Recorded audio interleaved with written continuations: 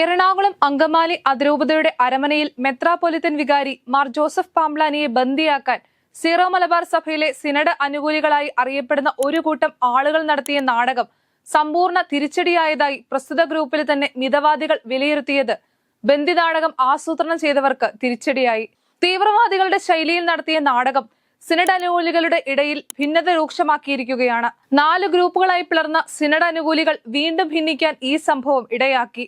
ബന്ദി നാടകം നടത്താനെത്തിയവരെ മെത്രാപ്പൊലിത്തൻ വികാരി കൃത്യമായ മറുപടികളോടെ സധൈര്യം നേരിട്ടപ്പോൾ ഉത്തരം മുട്ടിയ സമരക്കാർക്ക് കൂകിവിളി മാത്രമേ പ്രതികരണമായി ഉണ്ടായിരുന്നുള്ളൂ എന്നത് പൊതുസമൂഹത്തിൽ സമരക്കാരെ അപഹാസ്യരാക്കി.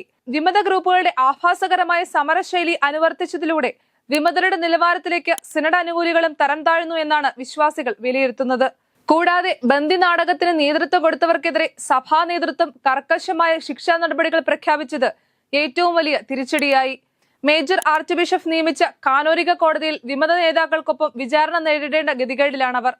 വ്യാജ സിനഡ് അനുകൂലികൾക്ക് ഇനിമേൽ സഭാ നേതൃത്വത്തിന്റെ പിന്തുണയില്ല എന്ന വ്യക്തമായ സന്ദേശമാണ് ശിക്ഷാ നടപടിയുടെ പ്രഖ്യാപനത്തിലൂടെ വ്യക്തമായത്.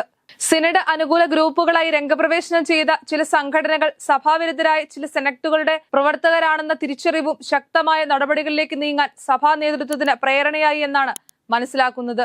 ഒളിഞ്ഞും തെളിഞ്ഞും ഇത്തരം പ്രവർത്തനങ്ങൾക്ക് പിന്തുണ നൽകിയിരുന്ന ചില സഭാ നേതാക്കളും ഇപ്പോൾ പിൻവലിഞ്ഞിരിക്കുകയാണ്.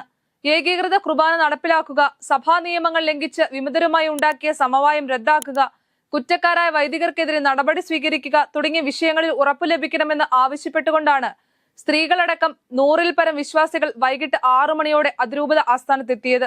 ആവശ്യങ്ങൾ അംഗീകരിച്ചില്ലെങ്കിൽ മാർ പാംബ്ലാനിക്കെതിരെ പരസ്യ പ്രചരണം ആരംഭിക്കുമെന്നും എറണാകുളത്ത് കാലുകുത്താൻ അനുവദിക്കില്ലെന്നും അറിയിച്ചുകൊണ്ട് ഇവർ 1 മണിക്കൂറോളം ആർച്ച് ബിഷപ്പ് ജോസഫ് പാംബ്ലാനിയെ തടഞ്ഞുവെച്ചു.